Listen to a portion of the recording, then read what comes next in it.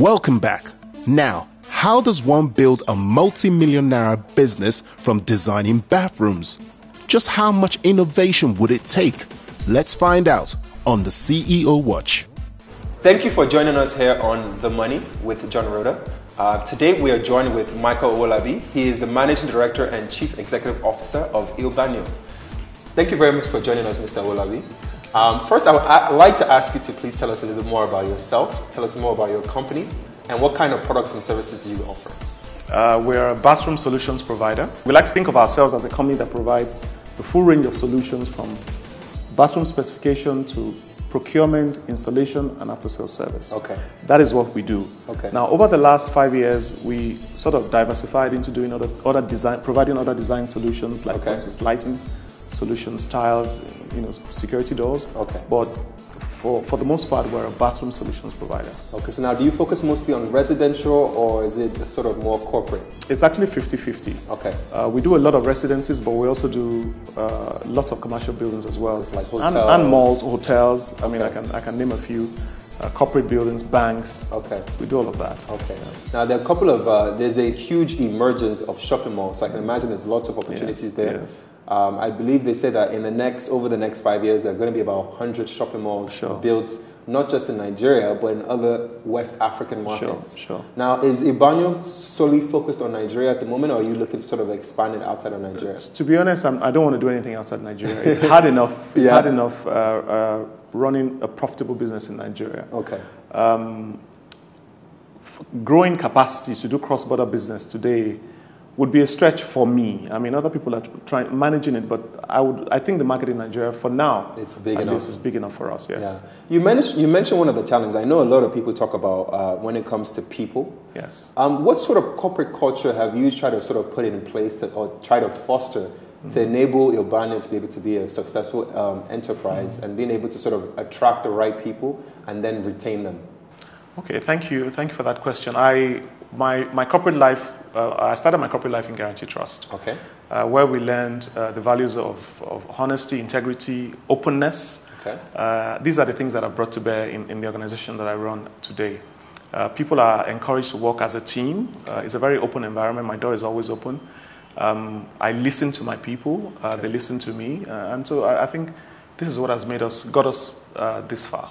Okay. And how many people does your organization employ? Today we are about 120. Oh wow, that's a relatively big team. Between Lagos and Abuja.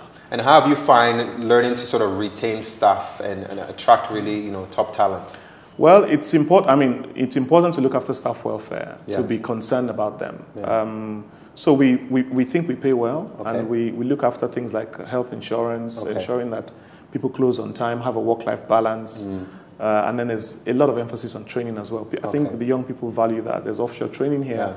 Yeah. And also we've created an environment that is very comfortable for people to work in. Yes, right? I noticed you also have like table tennis. Exactly, this is very tables. important. There's free lunch 6 days a week for staff. Yes. Nice. So it's a very comfortable place to work. And there's a lot of pressure living and working in Lagos. And so if you can make the workplace a bit more comfortable, I think it helps. Yeah, I think that goes a long way.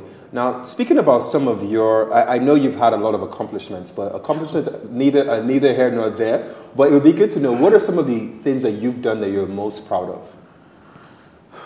Okay. Well, to have come this far, I think for me is an achievement because it's a tough operating environment. Yes. The company has grown almost double digit from the first year. I mean, we've come from 4 people 11 years ago to, like I said, about 120 people today. So and also my wife joined me 3 years ago, and we've managed to maintain a very fine work-life balance. Nice. I think I'm particularly proud of the fact that we can work together because.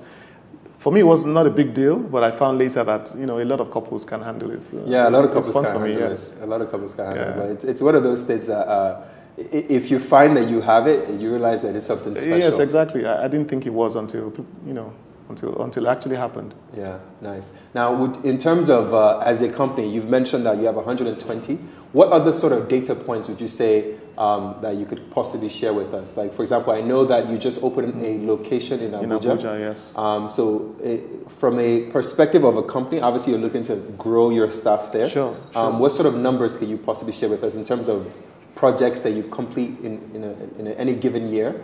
And those other kind of data points. Okay.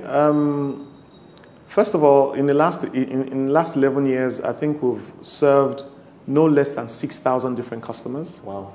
Yeah. So we've done a number of hotel projects that I'm proud of. The 4 Points by Sheraton here we did.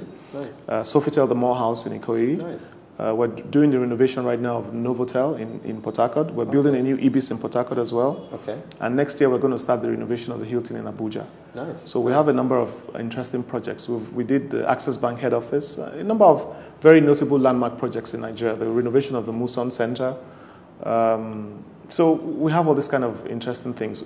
But for the most part, for the private projects that we do, we try to keep it quiet. We don't. Yes, of course. Yes, we don't mention names of our clients. But I think in Nigeria today, we're probably the foremost company in what we do. If I had the chance to go back, I would be, I think, a little bit less. I'll be more patient, okay. Right? Less arrogant, okay. I think, because I find that in business, whether with business or socially, if you're humble, it helps. So I think I would tell my younger self to be more humble, and I'll tell the younger people today that this is really, whether you think you're smart or whatever you think you are, I think it's important to keep that balance. Keep your feet firmly on the ground. Yeah. And I find a lot of times people know that there are people making money, whether or not it's the legitimate way or the non-legitimate way. But people tend to struggle with how can you actually do legitimate business in Nigeria. Exactly. And a lot of entrepreneurs, unfortunately, don't have enough role models. Exactly. And entertainment doesn't necessarily help because people are just constantly just flashing. Sure. And, in an environment where, I feel like there's some kind of transition in Nigeria going on at the moment. Yeah. People need more of role models who are actually doing real business. And doing things properly as well. And doing things properly. Yes, I agree with you. Because it's hard to make money. It's hard to build a business. However, the hardest part is actually staying on top. Sure. Because people come and go all the time. Well, they say that if you can run a business for 5 years, after that, then you have a great chance. A lot of businesses die in the first 5 years. Yeah. From every 10 businesses that I created, 8 of them died before the age of 5. Wow. The mortality rate is actually higher than in children. It's really bad. Spoken by Mr. Michael Owolabi, the CEO and MD of Bagno. Have balance, be patient, and be humble. Thank you very much for joining us here today. It's a pleasure. Thank you so much. We appreciate your time. Thank you for coming. Yeah. Thanks.